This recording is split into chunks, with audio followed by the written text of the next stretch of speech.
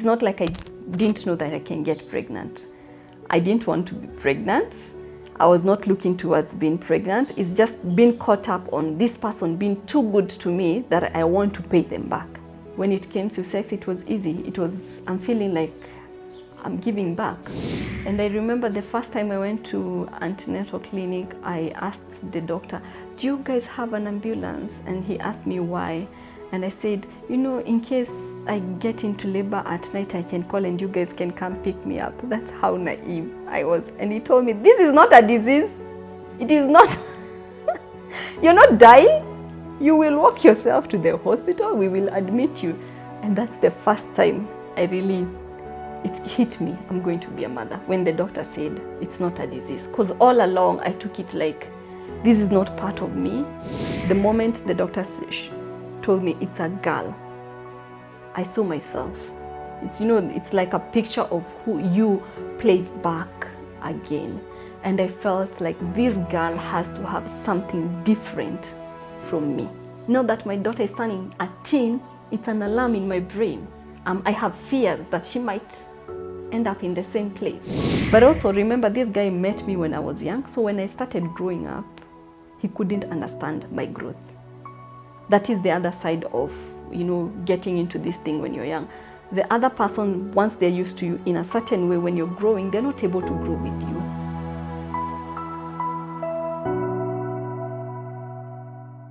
So my name's Njeri Kabiru. I am a functional creative artist. So what I do is that I take things from the being and I make them to the being. So I take the waste and I turn it into functional art. So that is what I do every day. I advocate and I speak and I mentor teenage mothers because I am one of them. So I grew up in Dandora.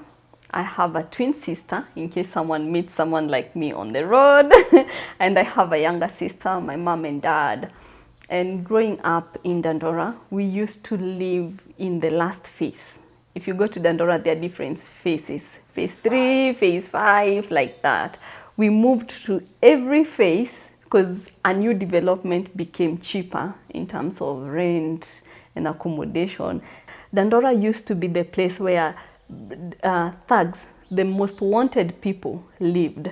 It used to be a place where, even now, it's still that place that you do not walk with your phone on your hand.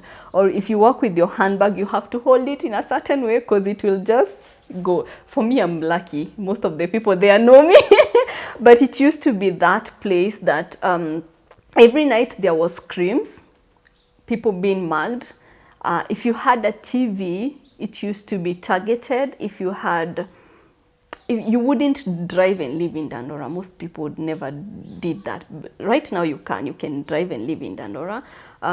It has the biggest dumping site in Kenya. It is just next to it, like in the heart of Dandora. That is where all the bin in Nairobi, they are dumped in that place. It used to be that place that if you looked a certain way, like if you are dressed up nice and all of that, then you become a target to the thugs and all that. So it used to be that, but at the same time, it is that ghetto that has brought up a lot from people.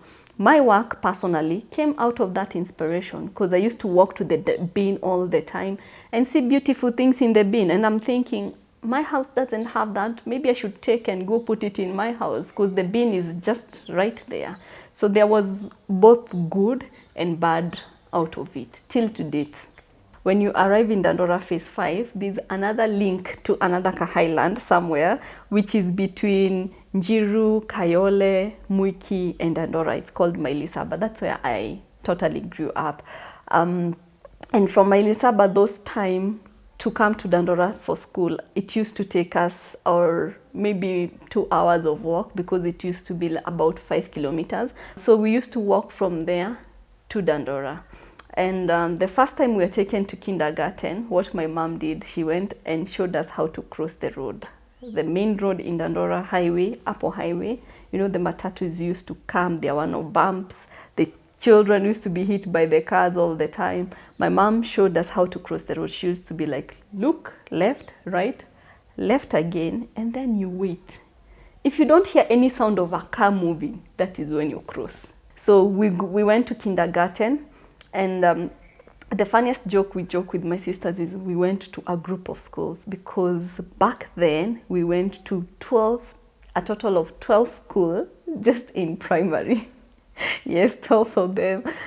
I really talk about, when I talk about poverty, people think poverty is just lack of meal. It's just lack of direction at all. There was no much direction. We used to have 2 clothes, uniform and Sunday bests. So uniform, you wear it up to Saturday, then you wear Sunday best on Sunday. That is how much I grew up with. So the most treasurable moments were these moments that we used to sit in our living room. We used to have 2 rooms. Our bedroom, which was shared, like kids, parents, everyone in that one room, and it was a muddy house. And then we had a living room, and the living room was muddy, but if you entered, you wouldn't know it's muddy. We had sacks on the wall, so it would look white. And then, you know, those skeleton seats back then used to be the big deal. Would sit there and perform for our parents, would sing for them. I loved poetry. I would do poetry. And those were the moments that would talk about dreams. I would be like, when I grow up, I want to have a very beautiful house. And what I see on the TV, back then we used to have a black and white TV that we used to switch on only during the news time, because if the battery went off before the news, that was a problem. So that time we used to have a great wall.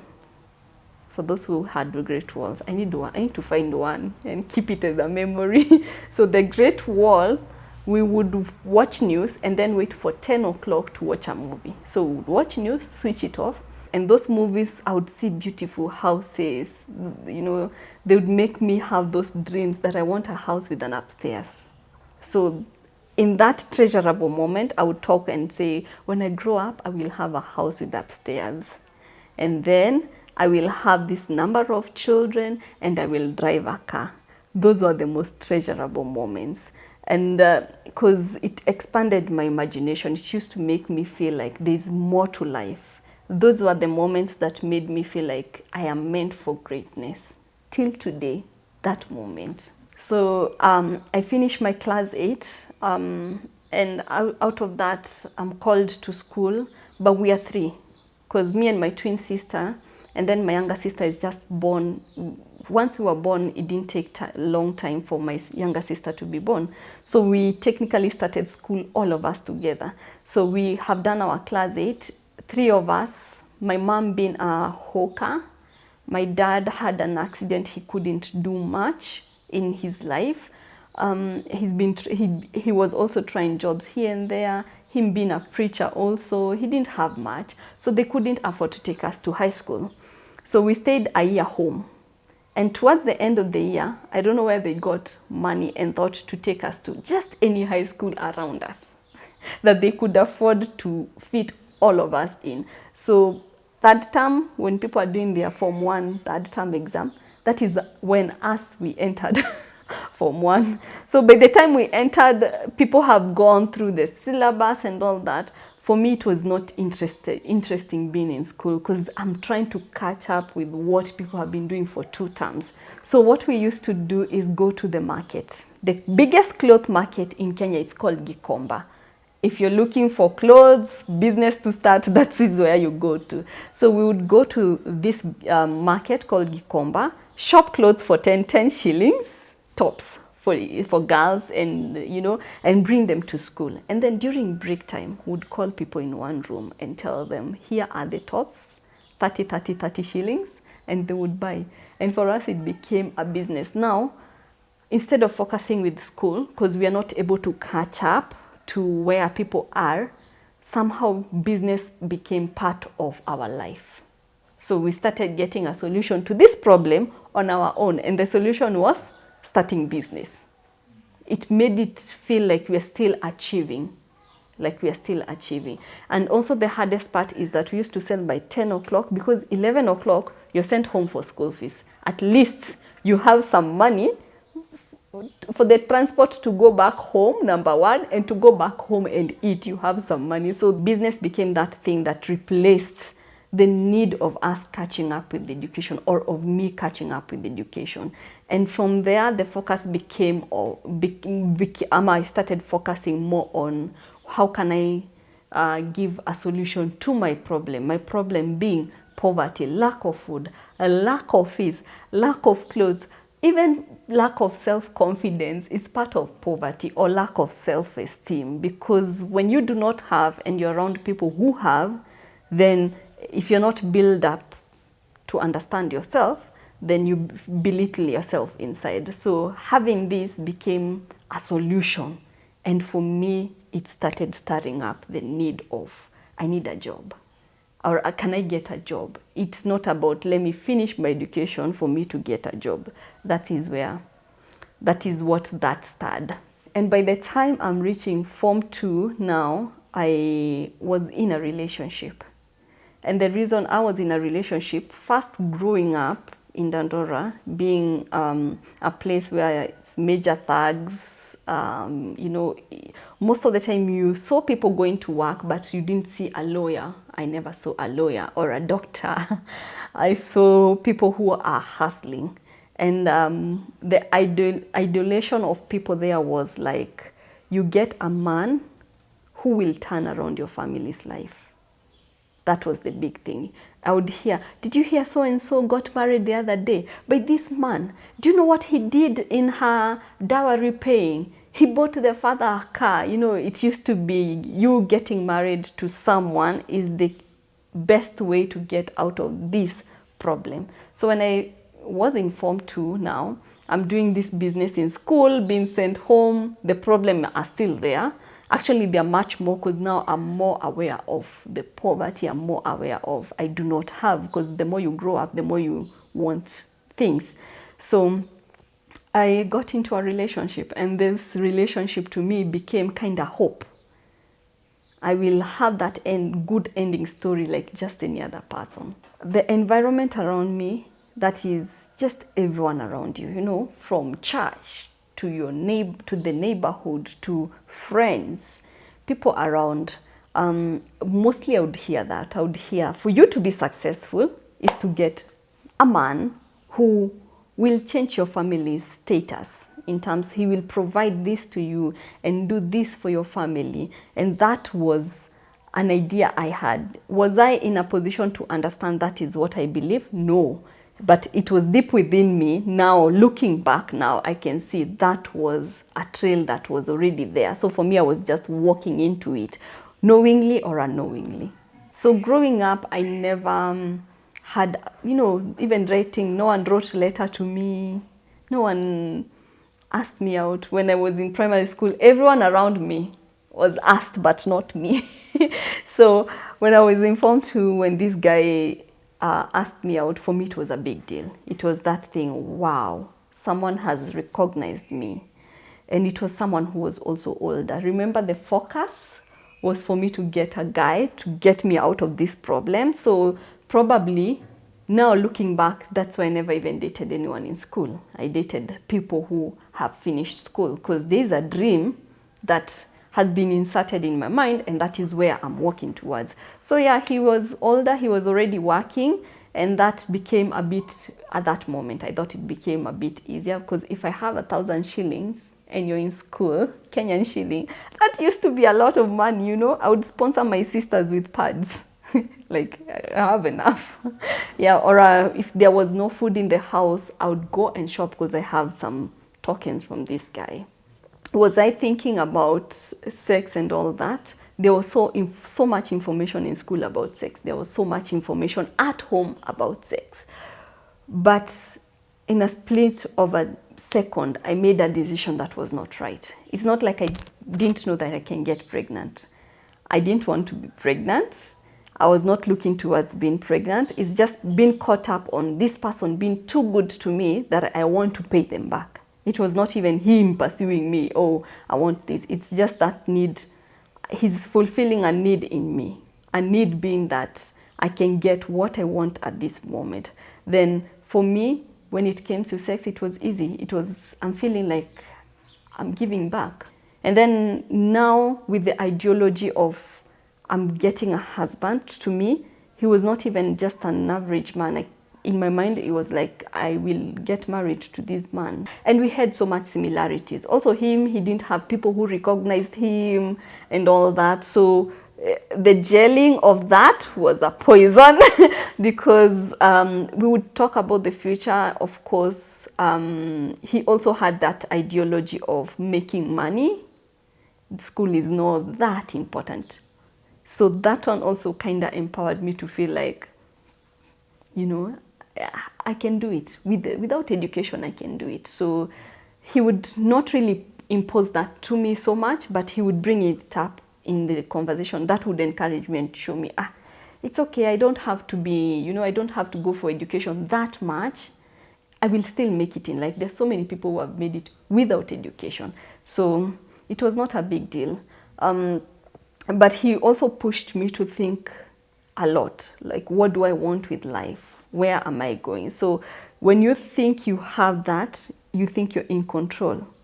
You can have that vision, but without a road to that vision, you're going nowhere. So I had a vision of what I want to be in life, but I'm not working towards it because I'm not working on my education. Yeah, so that was how the whole impact came together, the two of us. So we dated for 2 years, and then no fights, nothing. To me, it was like, this is the perfect relationship, you know. And 2 years down the line, I wake up one day and I found out I'm pregnant. The first thing I moved in with him. I didn't tell my mom, I just moved in with him. And I told him, you call my mother and tell her that I am pregnant. I'm not gonna do that. Fortunately, my mom took it well. She was like, okay, it's supportive. And also, I think she took it well because remember, the environment shows us we need to get a man who will marry us and put us and give us this good life. So I get pregnant and immediately he tells my mom, I move in with him. Though he didn't work in Kenya, he was working in a different country, but I had a structure. Now, I've moved from a very small house to this 1 bedroom. Used to be big to me. I'm not sharing toilets. Wow. I'm having my own bedroom. Wow. And a kitchen. That, you know, the dream has come to pass. But I remember he proposed I go back to school. And I proposed also. I want to continue with some education. So being in Form 4 and you're pregnant, one thing, I had seen so many girls because it was common. Remember, I'm going to a school in my neighborhood. Every year there was 1 to 5 girls who would come to school pregnant till the last minute. They either give birth before the exam or they give birth after the exam. I never wanted to be that statistic in my school. So I was like, no, I am not going to go to school anymore, high school, because I'm pregnant. I'm not going to show up there, no way. And I'm not going to be part of that talk. That is what my mind kept on telling me. Did I think about other schools around? No. Because remember, my dream was to get a man who will fulfill this need of me having a better life. And I'm already feeling like I'm having it. So why go work hard?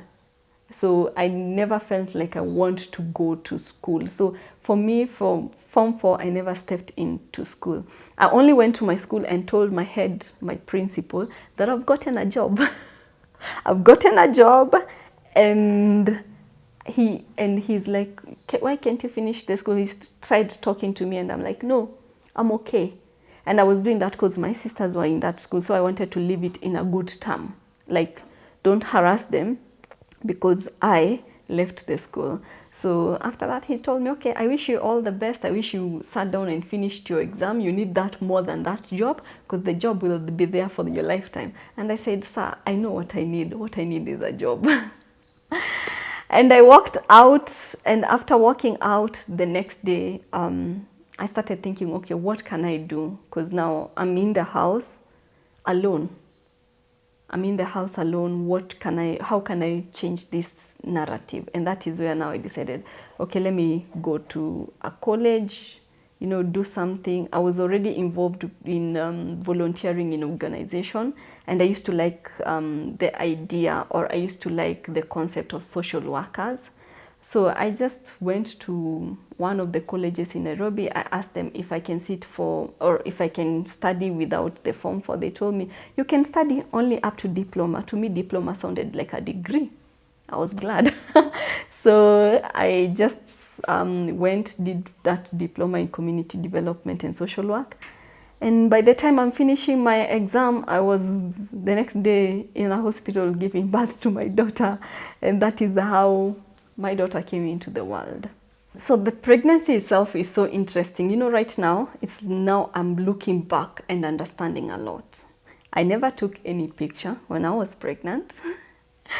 I went to the clinic the last minute. I kept on feeling like this child will be in there for long, because I never wanted to get the reality in my mind that this child will come and I will be responsible and take care and forget about my life, because also I was feeling I'm a child. There's a time I asked my mom, how will I take care of this child? And I'm a child. My mom told me, come back home and take care of the child. And I said, no, I don't want my child to grow up in the ghetto. And it's not like I was living far away from the ghetto, but I was living a little bit out of the ghetto, just a little bit. So my mom kept on telling me, come back home, I'll help you. And then it reached a point and she told me, an elephant carries its own task and its own mouth. Like, it's so heavy. So even you will make it. You will just make it in that motherhood. So that was my whole experience with pregnancy. Did I even read anything to do with pregnancy, mother? Nothing. I was just there living every day. For me to shop for the baby, I shopped 3 weeks before giving birth. That is how disconnected I was towards this pregnancy.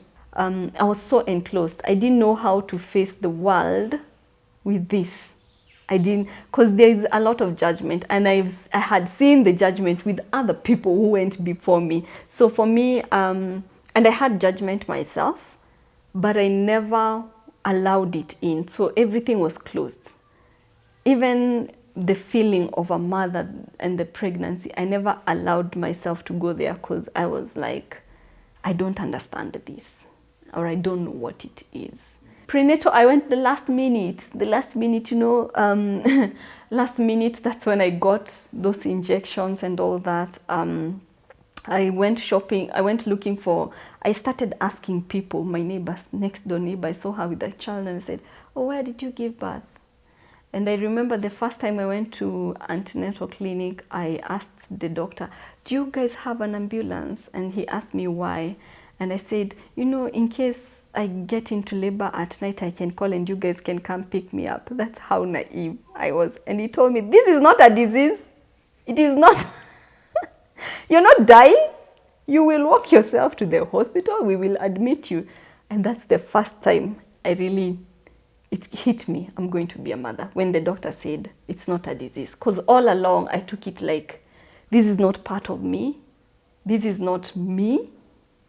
It's just something happening. And I never got really into connection with that. I was so disconnected. So I finished my exam, my college exam. Not all of it. I had to go back later, but I thought I had finished. And the last week I moved to my mom. I went to stay with my mom because I was so scared. I used to think, if this happens at night, what will happen to me? I'm still a child. I keep on saying, you're a child having a child. You can't even face that fear. You're so scared of that fear. So I went to live with my mom because I used to think she will do it on my behalf. That is the ideology in my mind. So the last minute she took me to the hospital. Of course I went, and 4:37 a.m. I had my baby in my hand. I had my baby. I looked at her. I couldn't believe it. The doctors kept on telling me, you're so young. I remember there's someone who was marketing Dettol who came into the hospital to give, they give advice, use this, don't wash the child with the Dettol like this. She looked at me and told me, Njeri, because I was so small. I keep on telling people I have gained weight. I have gained weight. I was so small. So she looked at me and told me, Njeri, you make sure you wash your baby's clothes very well. They stay white because that shows you're a mother. If they turn color, that shows you're not a mother. And I was sure I was on the side of turning color. So I walked out of there and thinking my first goal is to make sure my baby's clothes stay white so that I can be a mother. That journey started there, the journey of motherhood. But I remember the day I saw my child, the first thing I told her, you're not living in the ghetto. That's the first thing. The second thing I had decided that night is that she's going to have dreadlocks. Yes, she's going to have dreadlocks. She has the longest dreadlocks now that she turned 13. And the reason I was doing that was to I wanted to make a mark in her life that she would not go through what I've gone through. So her having dreadlock, I wanted to make sure she goes to an international school or she goes to a good school. A school where she will see the importance of education. That night that I looked at her like this, I made that decision. So motherhood started kicking in. You know, you look at them, human being like this, motherhood started kicking in. And she used to be heavier than me. I had a big baby that whenever I carried her and put her down, I would just breathe hard. By the time she was 3 months, I couldn't carry her on my back. I had to get a trolley because my chest wouldn't take her weight. So the first time I saw my daughter like this, seeing a human being, you know, they're not inside here anymore. It's not an idea, it's real. The moment the doctor told me it's a girl, I saw myself. It's, you know, it's like a picture of who you plays back again. And I felt like this girl has to have something different from me. So the first thing I was like, I'm not bringing her up in a closed up ghetto. You know, there's those middle class ghettos. Even ghettos have classes. They are not just ghettos. So I wanted to at least not bring her up in that environment where what the environment idolizes is not the reality of life. So the first thing was I need to get her to a good school. I need to get her education. That was my first thought. Then my second thought was like, I want to make sure that she doesn't have a child at my age. And the reasons that were pushing this is that I had started getting into the reality. Oh my God, this is happening. You know, used to hear so-and-so is pregnant. She gave birth. It's easier to hear other people, but when it's you now and you're in that position, then it becomes a reality. It becomes a reality. That's the night I thought, why did I never use contraceptive? Why? I started asking myself that night that I saw her. Why did I not protect her and protect me? That is the night I first thought about it. So my daughter is born, and then immediately my ex gets a job, an international job. We have to leave the country. It's just in East Africa. We moved there. He's working, I'm working, I have my baby, the job is allowing me to take care of my child as I work. So for the 3 years, for about 3 years, life was good. I'm able to support my parents back at home. Whatever help I can give, I'm able to. So in that season, for me, I felt like, you know, I've won life. The way people used to describe this idea, it's so true. Look, I'm building a house. I have a family. I never fight with my ex. The relationship seems to be healthy according to my understanding. And then somewhere in between there, one day I woke up and things were not the same, you know. Things were not the same anymore because I wanted more. I felt like I'm so lost. I was, you know, it's like I woke up to a dream, like, what's happening? Where are my dreams? I used to have so many dreams as a child. Where are they now? Because I feel like I'm living under someone's life. Let's leave the country. I live. There's a job here. You do it because it's a job. But what about my dreams? That is the moment I woke up. And immediately I told him, I want to go back to Kenya. I want to go back to school. This and this and this I want to do. And he was supportive. I came back to Kenya. So the moment I came back to Kenya, I was cut off. I got cut off communication, financially cut off. I came back with my daughter. So we are here in a canoe estate, very few houses. Of course, I have my own house, which used to be a big deal to me. The one that I designed every corner of it, I'm like, you made it in life. But in that situation, when I came back and then I got cut off, that's when reality hit me. I started now seeing the side that no one told me is there. I've been cut off. I do not have money. I do not have a job. Now by the time I came back, the course I had done was I need more for me to get a job to earn a certain amount of money. So I became just a house girl, a housewife who is at home doing nothing every day. And I started thinking, what business should I start? What should I do? I do not have money also. Whenever I reached out to this person, there was a block. So there's a time I packed my bags, I left, I went to that country to try and repair, and figure out things. And that night I arrived, the next day I was put to the bus back to Nairobi. The relationship was so broken. And the moment I sat in that bus, coming back to Nairobi with my baby, and he gave me only 1,000 shilling. All the way from Kigali to Nairobi, 1,000. I remember I cried throughout that bus, all the way to Nairobi. When I arrived to Nairobi, I had no more tears to cry. And I knew this is done. This is done. To me, I am done. So when I came back, I started now thinking, how am I getting my life back together in terms of finances? And remember still, now your family is still depending on you. There's that lifestyle. And for you to open up to my family and other people and say, hey, things are not working out here, you open up and they're like, it must be working. See, you're still clothed, you're still dressing up, it must be working. Relationships are like that. There's no relationship is good. You have to stay there even if it's hard. That is the common conversation. I would go to this friend with our mutual friend, they're like, all of them are like that, you stay. And I'm like, no, I'm drowning, I'm dying. Like I can feel the depression in me, I can feel it like this. No one understood. They're like, men are like that. Men, they'll just go do whatever they want out there. You as a woman, you're the one who builds your house and you stay there. And for me, that ideology could not enter my brain. That was the end of it. So I'm there, I started strategizing. Now, whenever he came, he would do shopping, do that. I would try and squeeze all the money I could out of him and save up. That's what I could do.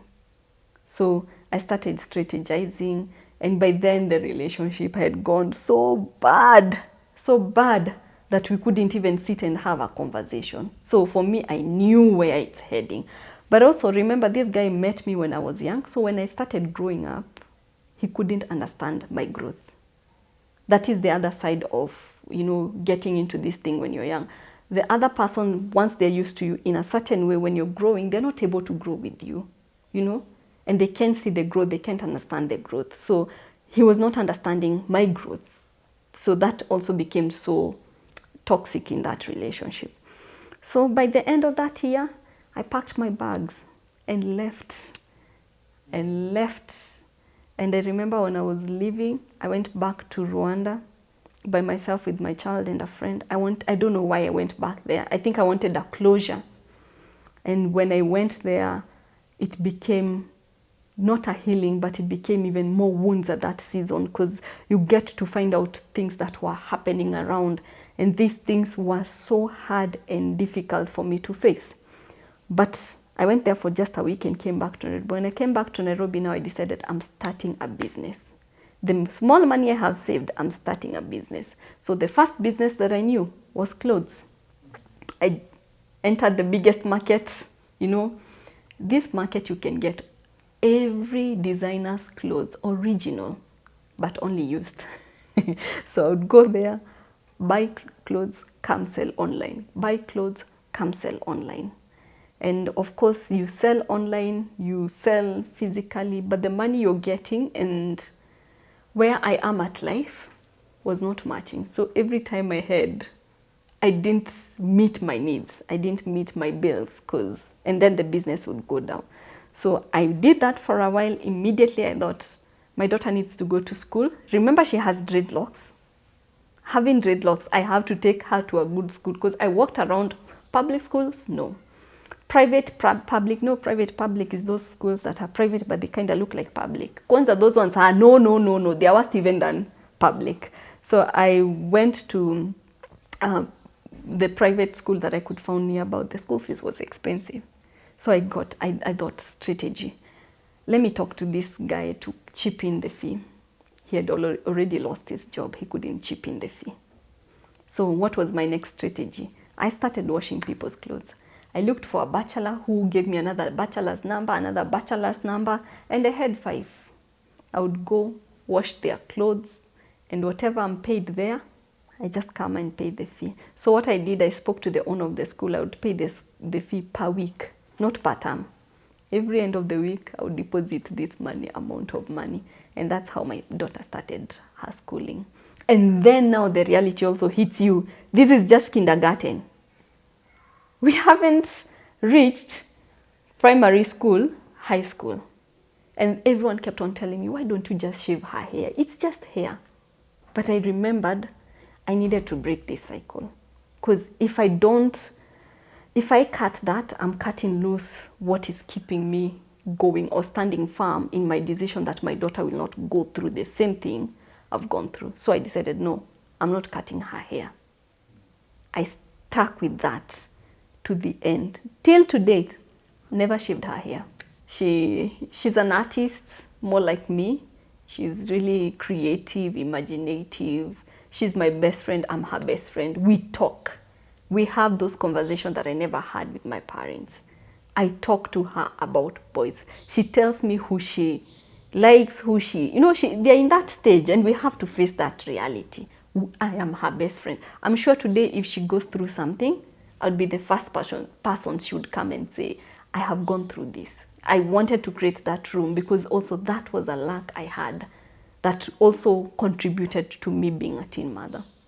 So at that moment, also remember my daughter is from this lifestyle. She had a house, furniture and all that. I've entered into an empty apartment.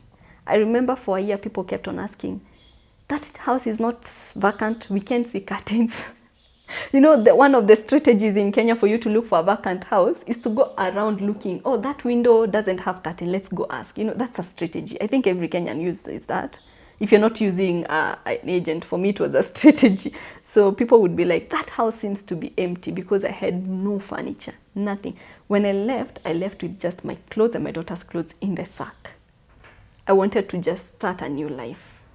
And remember, still I'm a child, so the decisions I'm making also are childish. Living with just my clothes and hers, we move in.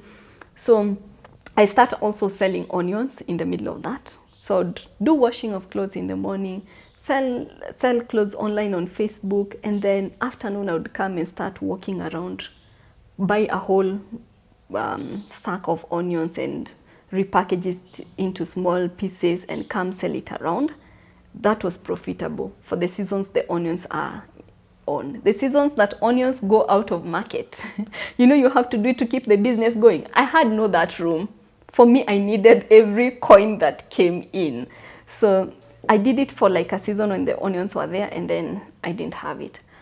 So in the middle of this, my daughter is like, why don't we have seat? So my goal as I'm looking for this money is to furnish the house, make her lifestyle feel a little bit better.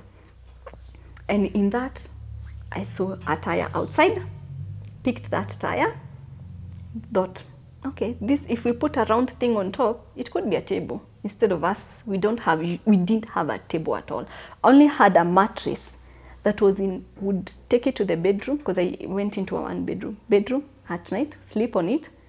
During the day, you bring it back here and you put a different sheet so that in case someone comes or, we have somewhere to sit. So I made a table out of tire. And then within weeks, I thought, by the way, it can be a table. Let's put some legs on it. So I put some legs on it. I thought, okay, how can I make it look a bit, classy? Paint on it. Went, asked people who sell paint, what paint can I paint that? They gave me the first wrong one. I threw that tire. The second one, I went like that, like 3 of them until I got the right paint. Painted it, had legs, I went to a carpenter. I asked them, can you come and drill these legs?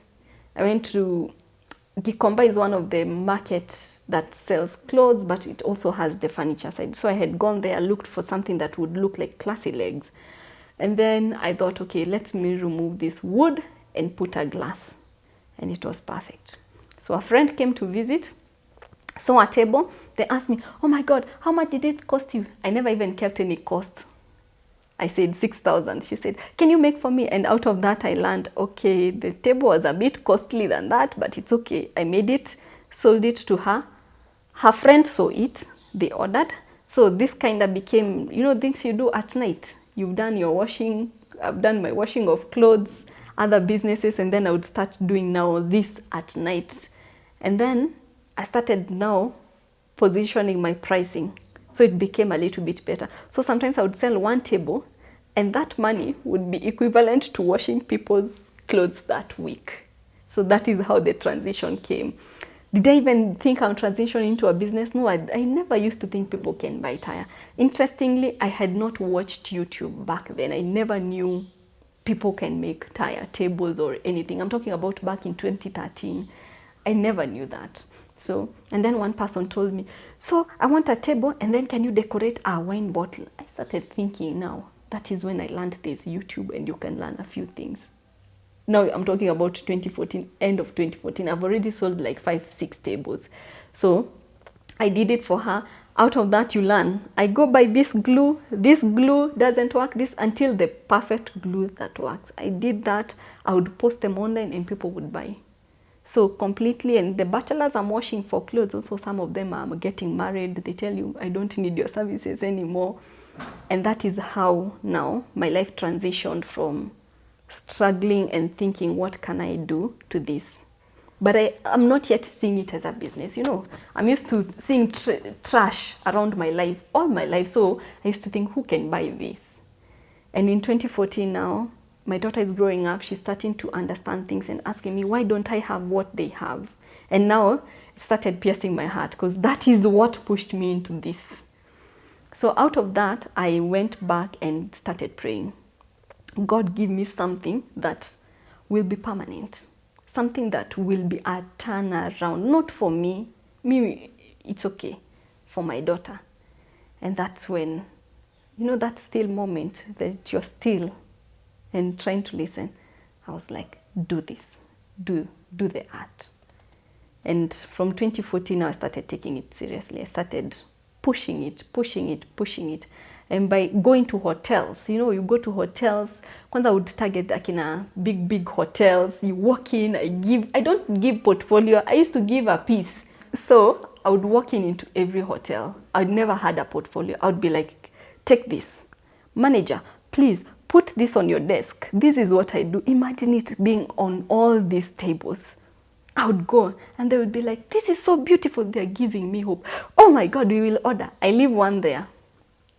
They never order. You go to another hotel and you're thinking this is the biggest hotel in Nairobi. They must order. So anyway, the hotels never ordered, but people started ordering. I would put them on Facebook. I would wake up at 3 a.m., post groups. That's the time Akina Kilimani mom had come up and all that. I would post to all those groups day and night. Like I would sleep, eat, drink this. And this is just a piece of it. Now I started expanding. I can make a lampshade out of this. A bedside lampshade that you don't need to go and switch off your light there. You just click next to it and it's off.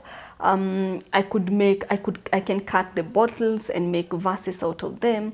I could make seats now out of the tire. I could make the tire. You know, I started being that person. I dream about my craft and then I craft my dream. That became my whole lifestyle. I would sit, just dream. See that craft. And then now sit down and just craft that dream perfectly. And out of that, this stabilized me mentally. Because, you know, when you go through all of that, it's really depressing. And you do not even know that you're depressed. You think life is normal, or I get to react to people because of this and this. No, it's because you've gone through a lot of hardship. So crafting this, you know, And sitting down and going piece by piece by piece became my healing process. In 2017, one of my hardest, business, as much as we say it's good, it's up and down. For those who are employed, we want to tell you it's up and down. Yeah, so one of the days I am so broke in 2017. I'm so broke. I'm believing in this dream. People think I'm crazy, because people who have always ordered this, they're from uptown. Most of the time I've delivered in these uptown houses. So my middle class common people used to think, what are you doing? Like, what are you doing with your life? So in that hardest moment, you have no one to turn to because everyone thinks you need a better job. So in that moment, I go somewhere when I'm so stressed and all that, I prefer to write my prayers than to pray. When I can't pray, I write. So I decided I'm leaving the house. I'm going somewhere to sit down and write my prayers. I'm seated there, I'm writing, and I couldn't even write. The tears were flowing, and it's a public place, so I'm sitting somewhere in a corner where no one, hopefully no one will see me. And then I turn around and I see someone I know. And she's so loud, she comes, she talks, and I'm thinking, right now I need some peace, please stop, don't shout. I'm so embarrassed. She comes, talks to me, and then she saw someone she knows. She's like, I know that man. And I'm like, okay, calm down. Like, I want to be modest right now. Don't try that. And she calls that man, and that man owns a big hotel. He's like, I'm looking for an artist. And she's like, my friend here is an artist. And we exchange number. I go to his hotel. He says what in his club is like he wants chandeliers. I've never done chandeliers. I have an idea. And I was honest with him. I said, sir, I've never done that, but you could be the first person that we do this with. He's like, can you give me a budget? I'm like, I do not even have a budget because I've not done this before. Anyway, by the time I'm leaving that meeting, I had Mpesa that he had sent to my Mpesa. My Mpesa was so shocked. I had not received such money in a long, long time. So I went, I did pieces, chandeliers on that club. I made them with tire and wine bottles. Some of them I made them with crates and one bottle. And after that, I presented my invoice to him. And he's like, you should have told me this will be this expensive before you did it. And I'm like, so I didn't even know it will be that expensive. But that was the moment I called myself an artist. That was the moment that things turned around in my life, like my thought. And this man was not just my employee. He would feed me information. He would like, work on yourself. Every artist most of artists, they're broke because they don't work on themselves. They work on the pieces alone. And the pieces alone won't take you anywhere if you do not change who you are. Get a better version of yourself. He would talk to me every time we would sit for lunch. He would talk to me. And that moment in 2017, my thinking pattern started breaking and turning around. He would be like, where do you see this in 10 years? I'm like, I don't see it anywhere because who buys? Maybe I go abroad. The way people tell me, you need to go abroad. The foreigners, the Muzungus is white people, they would buy more than us African, and I'm living in Kenya. So I would say, maybe that's what I need. And he told me, no, get what you need, what you want, and then you will get it. And I remember him telling me this, that every cave holds a treasure. Get into that cave, no matter how dark it is, and get that treasure. And that stuck to my mind till to date. Every person's life, this is the hardest moment. Mine is being a teen mom, not understanding myself emotionally, mentally, not understanding who I am. But every one of us has their own cave. And once you get into that cave, that is where the treasure holds. Would I wish someone else to be a teen mom? No.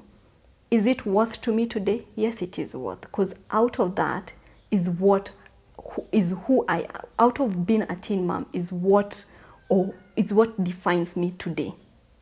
Would I go back and turn things around? For me, no. For someone else, I would speak to them and tell them, do not become a teen mother. It is not easy. But that's my cave. For me, out of that cave, I'm able to get treasure.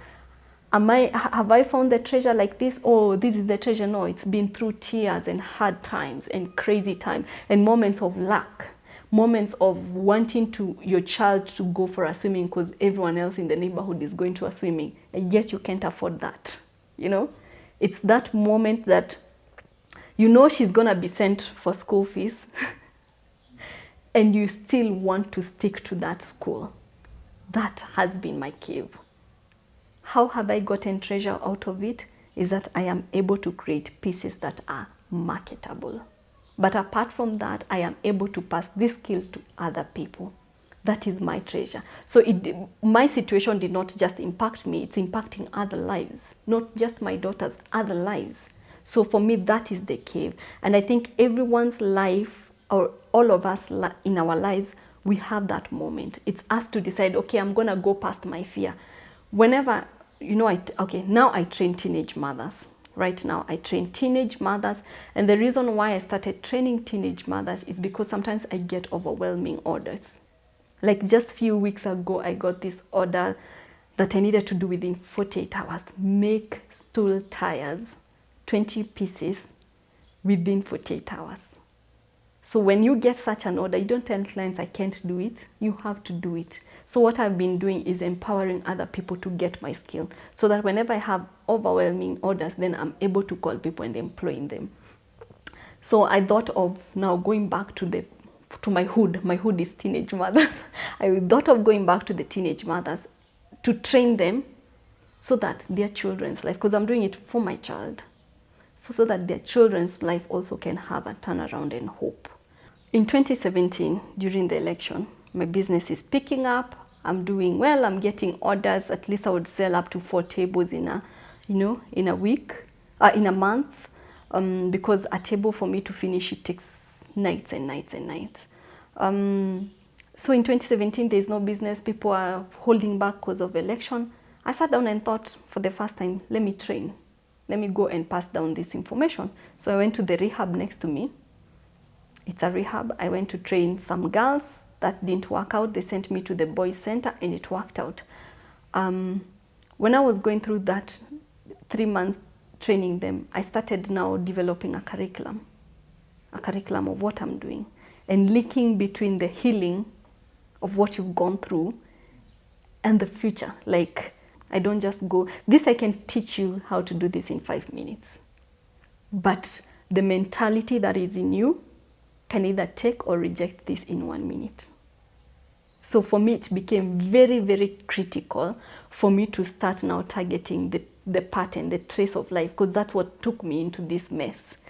So I started, I've done a bit of psychology, just a little bit. And remember, I did community development and social work, which has been very instrumental in all this. You see how dots of life come together. So I started developing a curriculum, and I sat down now with people who have done curriculum development.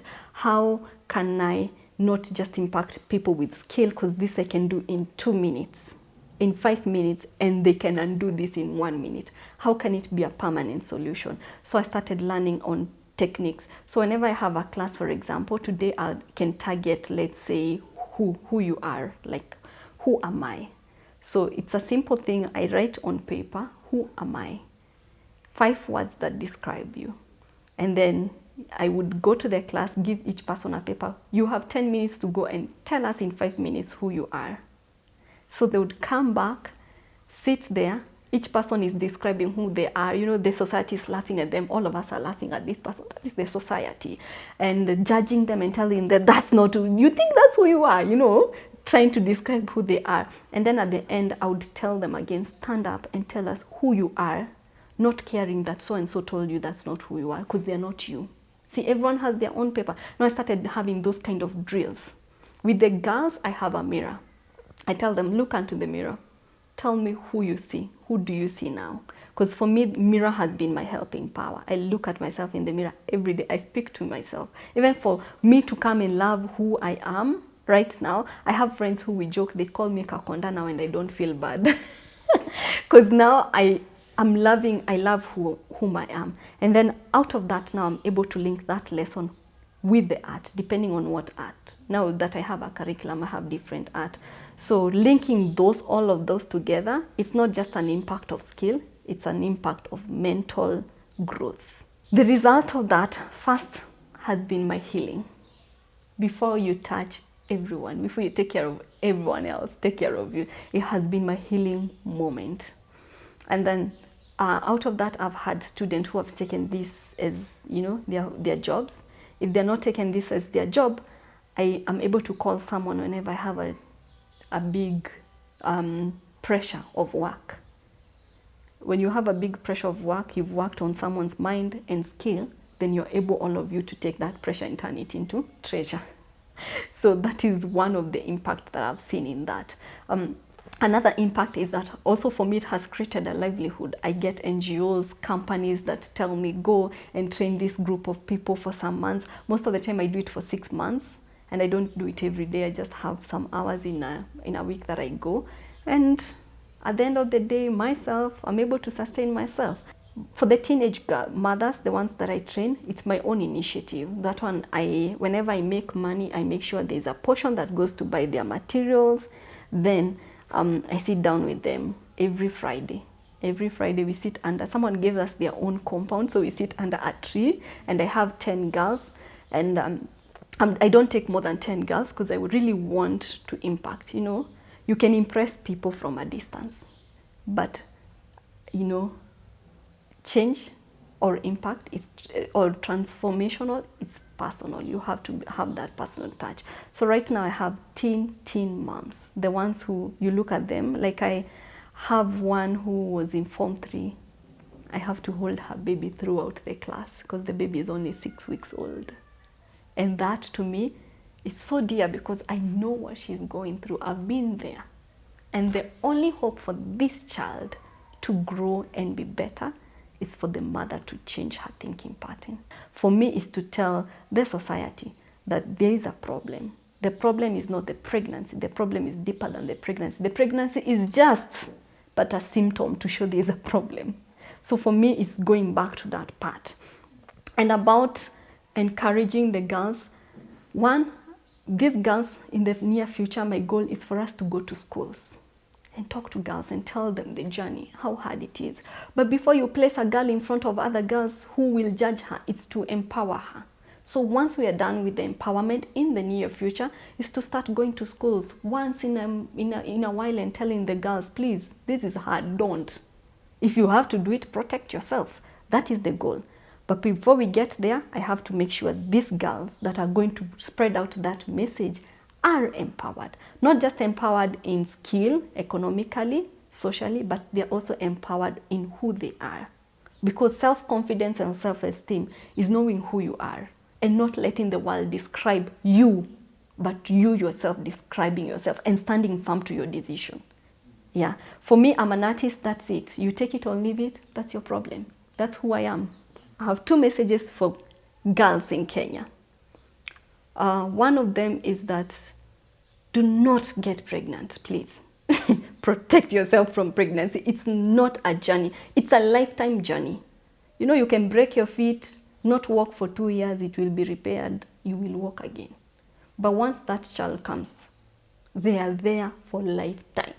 They are not there until they are 18. For your lifetime. You will take care of them for your lifetime. Right now, for me, my daughter turning 13, it's especially when she was turning 13 last month, I remember I was having a lot of hard time. Emotionally, I would break down, not understand. I go to the therapist and we had to go back to that season when I got pregnant.